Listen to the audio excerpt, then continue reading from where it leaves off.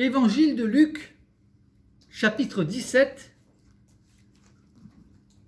à partir du verset 3. Prenez garde à vous-même. Si ton frère a péché, reprends-le, et s'il se repent, pardonne-lui. Et s'il a péché contre toi 7 fois dans un jour, et que 7 fois il revienne à toi disant « je me repens », tu lui pardonneras. Je répète, s'il a péché contre toi 7 fois dans un jour, et que 7 fois il revienne à toi disant « je me repens », tu lui pardonneras. On remarquera, ce n'est pas un conseil, ce n'est pas une suggestion, c'est une ordonnance, c'est un devoir. Mais imaginons la scène. La lire, c'est bien. L'imaginer, la concevoir et la vivre, c'est autre chose. On va imaginer les deux cas de figure. Vous êtes l'offenseur ou l'offensé. On va commencer par l'offenseur. Vous blessez quelqu'un par vos paroles, par votre attitude, par votre négligence. Bref, les raisons sont multiples. Et peut-être que parmi vous, certains, aujourd'hui même, ont blessé quelqu'un. Il y a une condition. Allez voir la personne que vous avez blessée et lui demander pardon. Cela demande de l'humilité. C'est le moins des choses. Le problème qu'il y a, c'est que ça nous coûte, à nous, en tant qu'êtres humains, d'aller vers notre prochain pour lui dire « Pardonne-moi, je t'ai blessé ». Il faut avoir aussi une conscience vive, une conscience en activité pour agir de la sorte. Parce que vous avez des personnes qui blessent leur prochain, qui vont vous faire du mal, mais leur conscience est tellement inactive, endormis, qu'ils ne sont même pas conscients qu'ils vous ont fait mal. Ou alors il y en a qui ils en sont conscients. Mais l'orgueil les empêche de reconnaître qu'ils ont mal fait. Il y a à plus forte raison d'aller vous demander pardon. Donc si vous avez blessé quelqu'un, allez le voir et demandez-lui pardon. Si vous avez offensé quelqu'un, allez lui demander pardon. C'est la moindre des choses. Maintenant, on va se mettre à la place de l'offensé. Vous êtes la victime. Votre frère ou votre sœur, dans la foi ou dans la famille, ou un ami ou un collègue de travail, quelqu'un vous a fait du mal, vous a blessé. Et il vient et vous demande pardon. Comment allez-vous réagir? Je le pardonne. Il y a des personnes qui disent « Moi je pardonne, mais je n'oublie pas ». Alors il est évident que pardonner, ça ne veut pas dire de devenir amnésique. Non. Mais derrière cette citation, il y a une autre vérité qui révèle qu'en réalité, la personne, elle est en train de dire « Je pardonne, mais je n'oublie pas ». En fait, elle ne pardonne pas vraiment. C'est un demi-pardon ou un pardon du bout des lèvres. Parce que la manière de dire « je n'oublie pas », ça veut dire que c'est encore présent et je m'en souviendrai. Mais dans le sens péjoratif du terme. Alors c'est déjà pas mal, c'est déjà même bien, très bien, en tant qu'offenseur ou offensé, d'aller vers l'autre, de demander pardon, et au bénéficiaire de pardonner.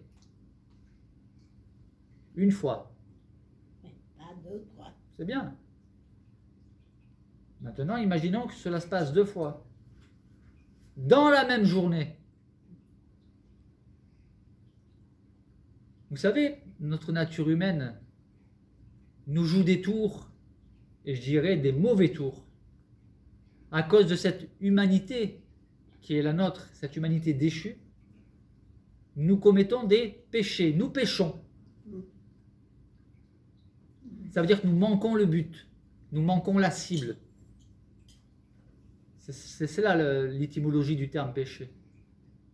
La cible, c'est quoi? C'est de faire du bien à notre prochain. Mais on se rend bien compte que souvent, On fait pas. la parole, elle est sortie plus vite qu'il ne fallait et elle a blessé. Et lorsqu'on prononce une parole blessante, c'est comme lorsque vous plantez un clou dans une planche, même si ensuite vous enlevez le clou, le trou reste. Une fois qu'on a blessé quelqu'un, on l'a blessé. Et une fois qu'on est blessé, eh bien, on est On est blessé. blessé. Alors, imaginons 2 fois. Dans la même journée, vous allez faire du mal à la même personne. C'est pas bien. Est-ce que vous allez, une deuxième fois, aller lui demander pardon? C'est ce qu'il faut.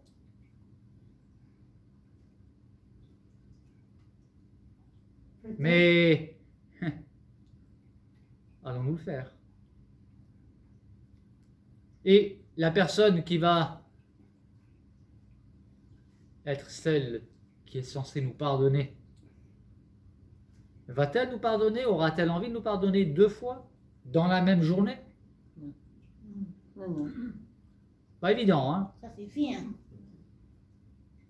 Et imaginons que c'est vous qui êtes offensé. La personne vous a blessé, elle vous a fait du mal, elle vous a offensé. Et la liste est infinie, n'est-ce pas? Je pardonne. Des manières de blesser Ouais. et des manières d'être blessé.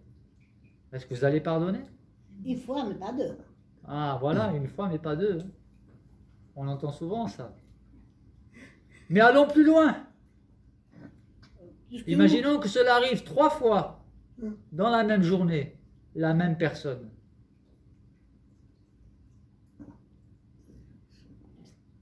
Ça commence à faire beaucoup 3 fois. Hein. C'est difficile.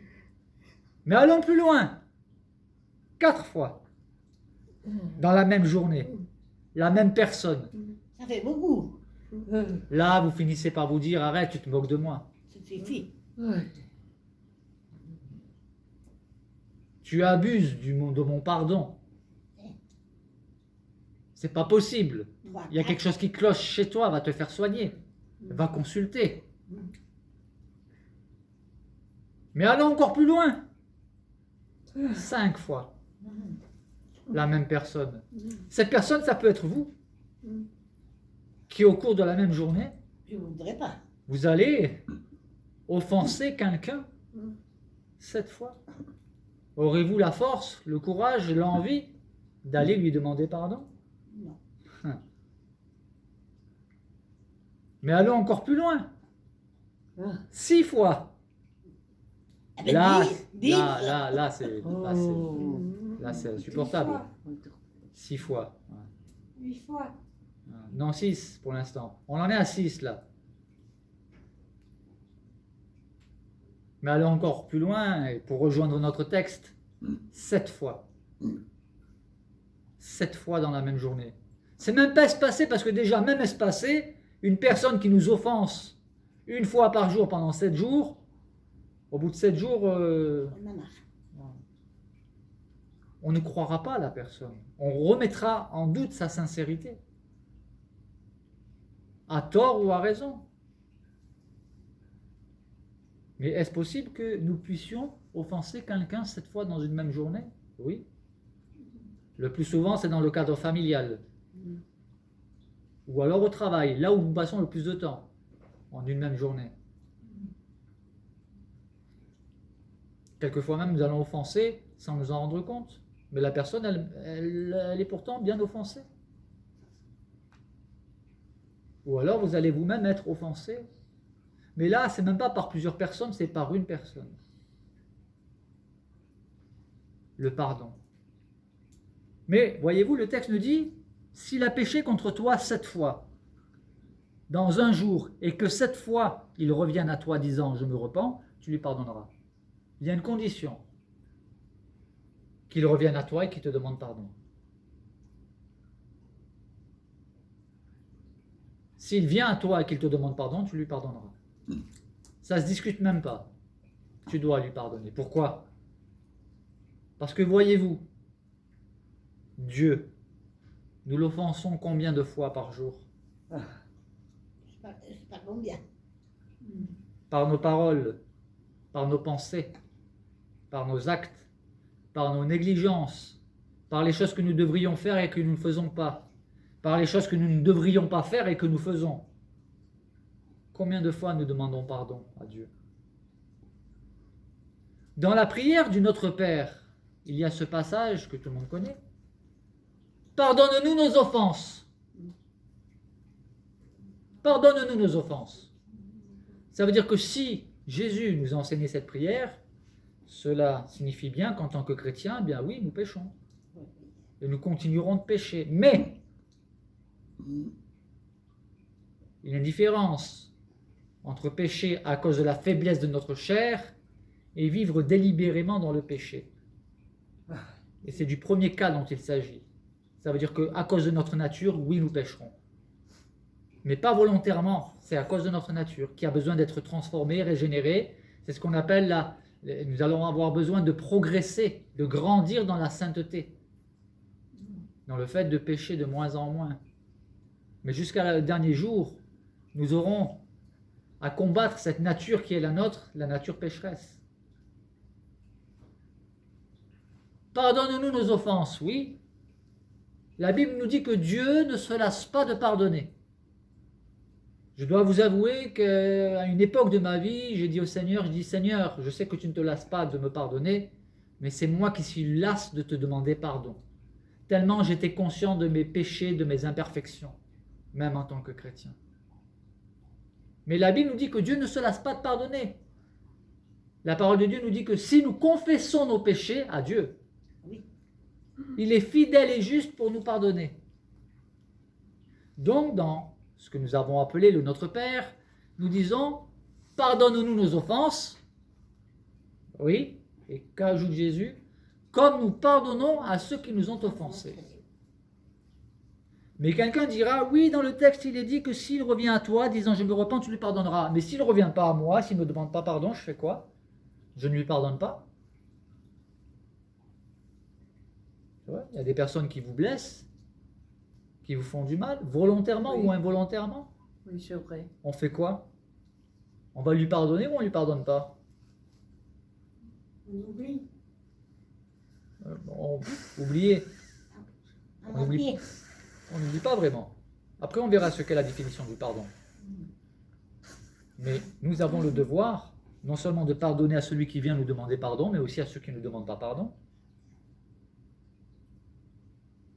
La parole de Dieu nous dit, si vous ne pardonnez pas aux hommes leurs offenses, Dieu ne vous pardonnera pas non plus les vôtres.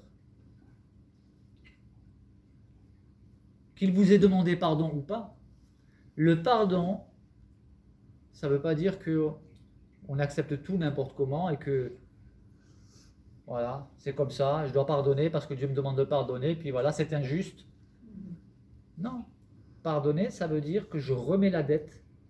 C'est ça, c'est-à-dire je rejette le fait de garder rancune ou de lui en vouloir. Je n'oublie pas ce qu'il m'a fait, je le sais. Je ne suis pas amnésique. Mais parce que Dieu me pardonne, je lui pardonne. Seigneur, bénis-le. Cela rejoint ce commandement de Jésus. Aimez vos ennemis.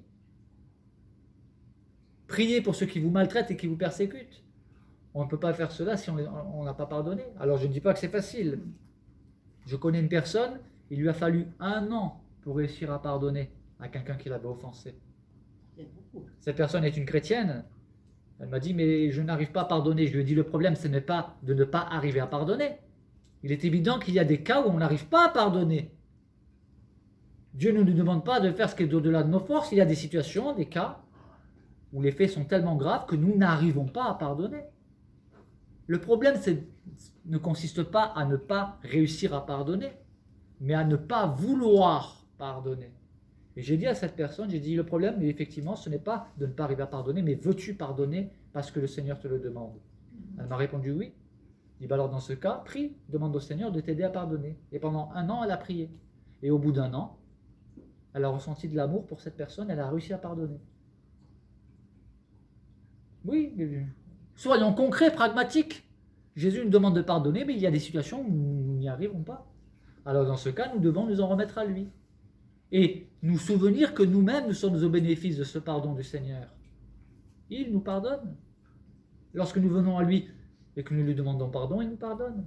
Jésus a raconté cette histoire d'un pharisien, un pharisien qui était un religieux, qui respectait le plus scrupuleusement possible la loi. Et il y avait aussi un publicain, c'est-à-dire un collabo, quelqu'un qui récoltait les impôts pour l'occupant. Tous les deux montèrent au temple. C'est Jésus qui raconte cette histoire.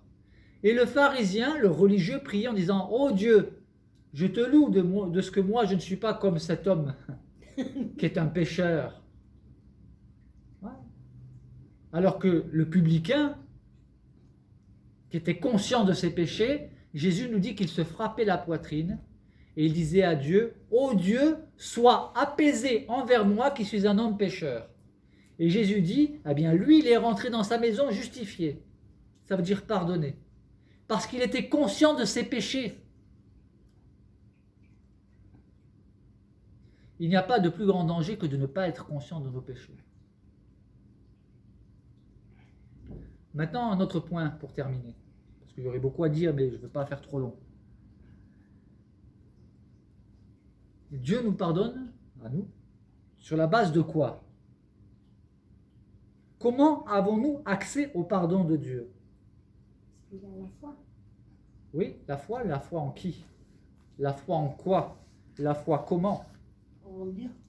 Oui, mais ce n'est pas Ben, suffisant. Parce que Dieu est parfaitement juste et Dieu est parfaitement saint et il ne supporte pas le péché. Il ne peut pas laisser le péché impuni, cela va contre sa nature. Il ne peut pas aller contre sa nature. Le péché doit être puni. Bien, c'est grâce à Jésus-Christ. C'est là que prend tout le sens du sacrifice de Jésus-Christ sur la croix. Il est dit qu'il a été crucifié pour nos péchés. Nous sommes justifiés par la foi en lui. Nous croyons que Jésus-Christ a payé pour nos péchés. Oui, mais c'est injuste. Oui, c'est injuste.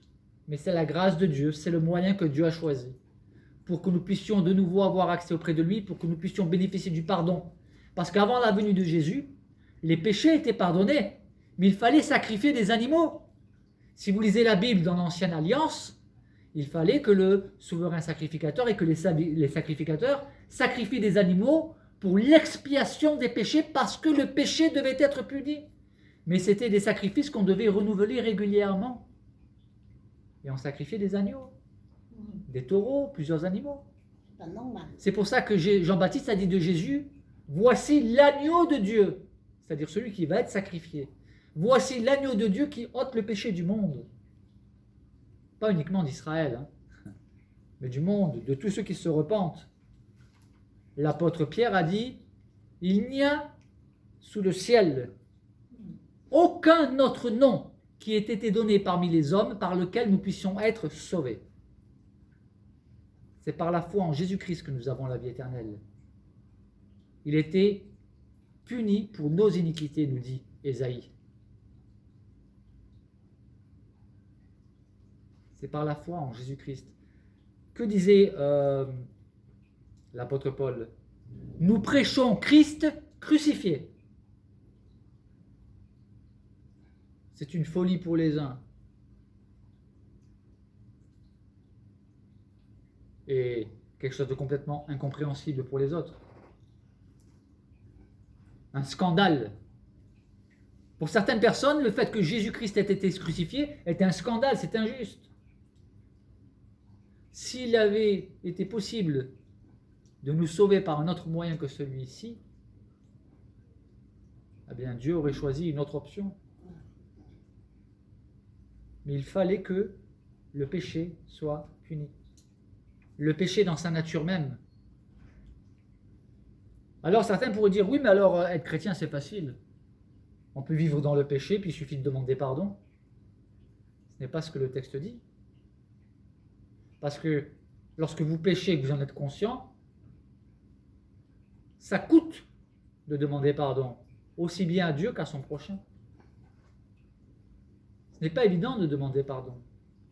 Ce n'est pas évident de reconnaître notre nature pécheresse. C'est la raison pour laquelle il y a beaucoup de personnes qui ont des croyances multiples et diverses, mais dans lesquelles ont été exclues toute notion de péché. Ça fait ringard, ça fait vieux jeu. Oui, je veux une religion, je veux croire en quelque chose, mais qu'on ne me parle pas de péché. Parce qu'on ne veut pas reconnaître que nous sommes pécheurs. La Bible nous annonce deux nouvelles, une bonne et une mauvaise. On ne peut pas accepter la bonne nouvelle si on n'a pas accepté la mauvaise nouvelle. La mauvaise nouvelle, c'est que nous sommes tous des pécheurs. La bonne nouvelle, c'est que Jésus-Christ a payé pour nous. Le problème qu'il y a, c'est que nous avons du mal à reconnaître que nous sommes pécheurs.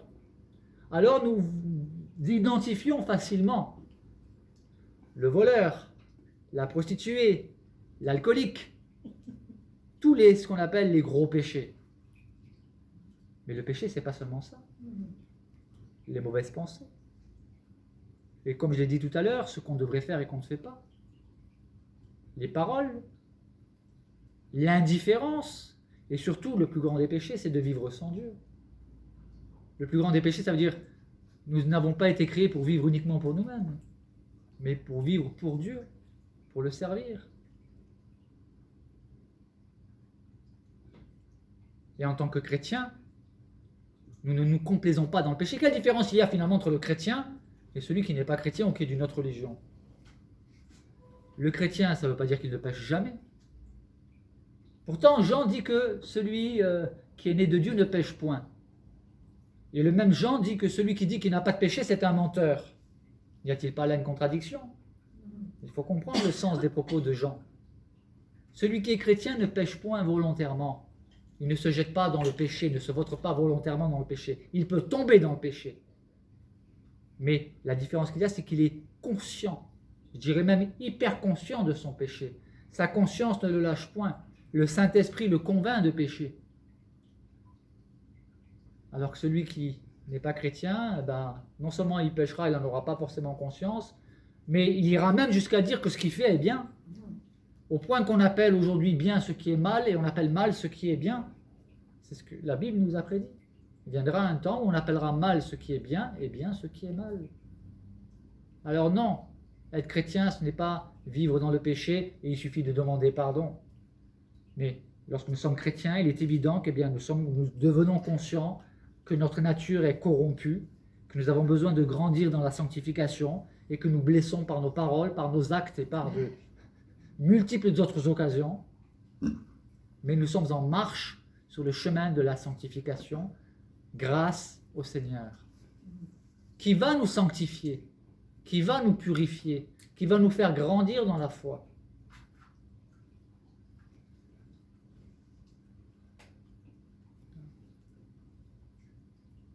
Jésus-Christ sur la croix, un scandale. Voyez-vous, personne ne peut accepter un sauveur s'il n'est pas conscient d'être perdu. Si je vous dis acceptez Jésus comme votre sauveur, mais que vous n'êtes pas conscient que vous êtes perdu sans Jésus, vous direz j'en ai pas besoin de ton Jésus. Moi je crois en Dieu, ça me suffit. Sauf que Dieu il te dit je ne peux pas t'accepter à cause de tes péchés. Oui, mais je pratique une religion. Ta religion ne suffit pas pour effacer les péchés. Il n'y a que par le sacrifice de Jésus-Christ. Il fallait que le péché soit puni. Tes bonnes actions ne peuvent pas compenser les mauvaises. On ne peut pas marchander avec Dieu. On n'est pas en marché aux puces céleste.